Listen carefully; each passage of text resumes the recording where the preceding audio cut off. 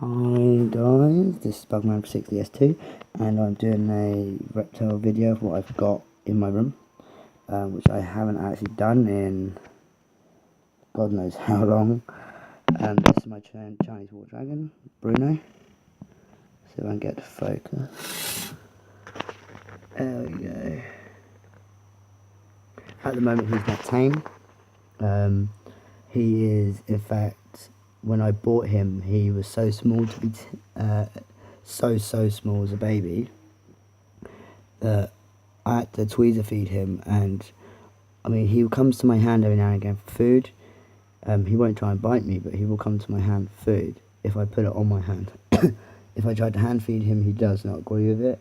And if I put my hand in the tank as well, he, puffs up and gets territorial. Like he's doing now. He's got himself upright, and his chest's inflated, and so is his mouth at the moment. That calmed down a minute. So he is in a, there we go, so 2.5 foot by a foot high. He has a new tank coming, which will be 6 foot by 6 foot. As my display tank. His tank has obviously wood, it has a live plant there, and a fake plant there, and obviously a little shelf in the background because he will sit on it. He has a UV and a UVB. I do need to get him a basking spot, but I'm also waiting for the new tank to be finished, and when the new tank's finished I'll add a basking spot. I don't want to put a basking spot on a tank like this because obviously the guard obviously will come down quite a bit, so there'd be no point putting it in there. He's on a bark and core block mix with sphagnum moss mixed in, keeps the humidity. There's also a bit of vermiculite in there, just keeps the humidity up really. And then obviously you have got some natural stones, and got a dish at the back for his mealworms and other things. He eats really well.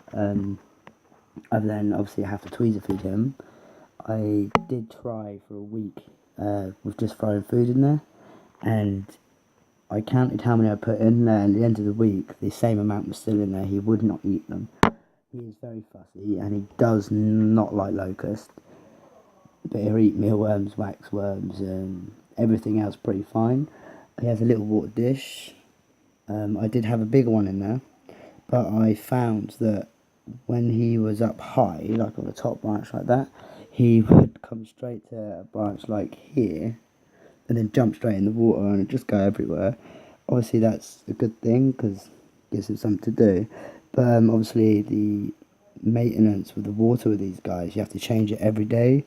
And my other little container I had in there, which was bigger, I had a filter in there, but it wasn't filtering it enough. So I had to take it out, and the water started going stagnant and smelly. So now I change it every day. So that's Bruno. We'll go to Maya, which has her other light on. Maya is a Crested Gecko. She's a really pretty colour if I can find her. Oh, sorry sweetheart. There we go, come here. Hang on. There we go. So this is Maya. She's my Crested Gecko, and she is, I don't actually know the morph type for her yet, but she's got like a beigey colour, Dalmatian sort of coloration. I don't know if it's male or female. I have if you can look there. I mean, she has no thingies, but she has a spur. I better put that back up.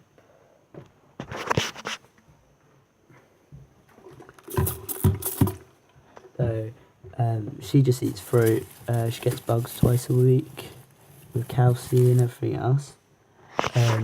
She also gets a vet check as well every now and again, because obviously she constantly is laying eggs, and she had a male last year, but it kind of gone now due to bad things that happened. But yeah, she's lovely. She has a fruit pot up there. She normally has about 5 pots in here. but she doesn't seem to be putting on any weight, but I mean, she's a lot bigger than what she used to be like. So, but yeah, that's Maya, and she's on like a natural wood as well. A live plant there, and a fake plant there, and a fake plant there, and a little drainage sort of pipe that she will go into if she's scared. This tank obviously needs a lot more done to it, because this was an active vivarium. I had all the bugs, all the little isopods and stuff in here, but obviously they died off when I changed it all.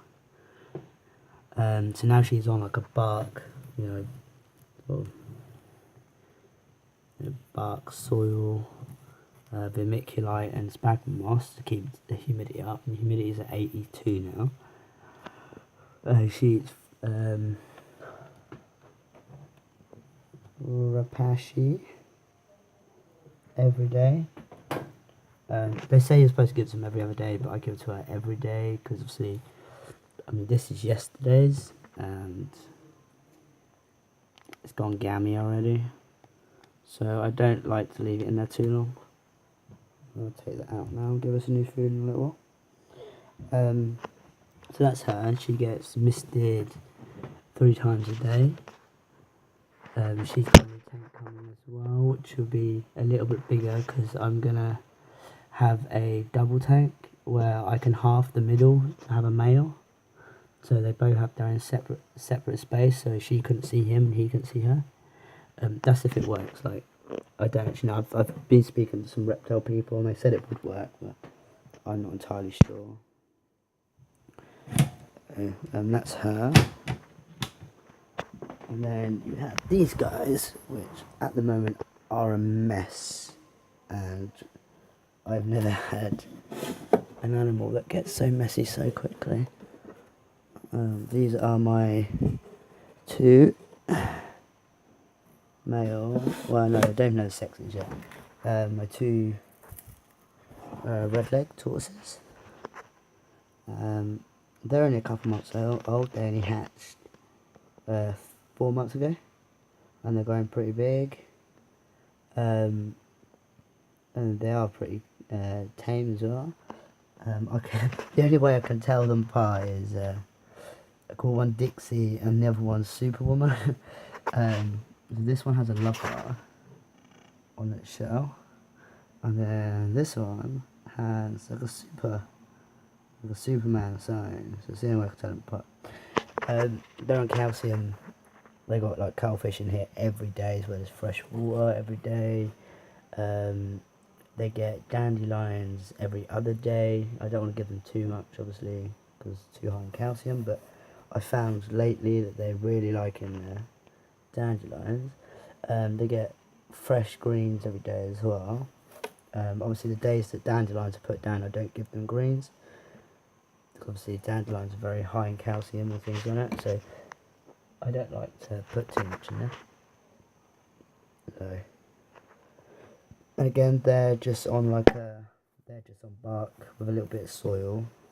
The bark of the soil will be coming out soon, and I'm going to put them on newspaper, as I have found that their eyes go a bit watery really quickly, and I don't understand why. I'm going to be taking them to the vet very soon and get them checked. But other than that, everything's all swell.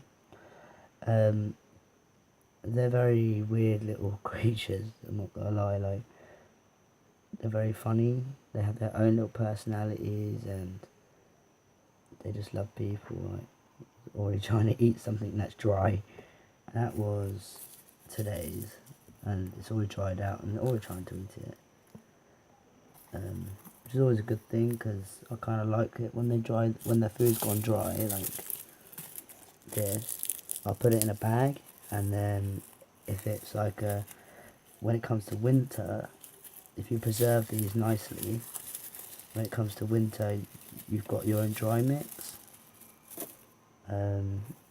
which is good. Obviously I buy like loads of dry flowers and rose petals and things like that, just to give them the extra benefits they need. They go in the garden as well, when it's really hot, obviously not unattended. I make sure it is attended, because obviously we have birds of prey out here that will pick them up straight away. And obviously that is not good. They're quite clever as well, like they know exactly where their home is, where their food is, so I can leave them on my bedroom floor for hours and they will literally just stay in one place.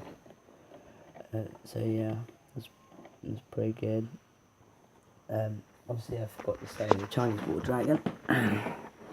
See him up there, you can see how big he is now. He had a little incident not so long ago where he escaped out of his cage, and when I woke up in the morning I found him and he was asleep on my pillow right next to my head, and I woke up in a shock because I didn't know he was there. And then when I went to go and put him in his cage, he refused, he bit me, and then I just left him on the bench for about 5 minutes, and then he ran up my arm after that. But yeah, he's very sweet. So, anyway, this is Bugman for 60S2. I'm not going to babble on anymore. Goodbye. Bye.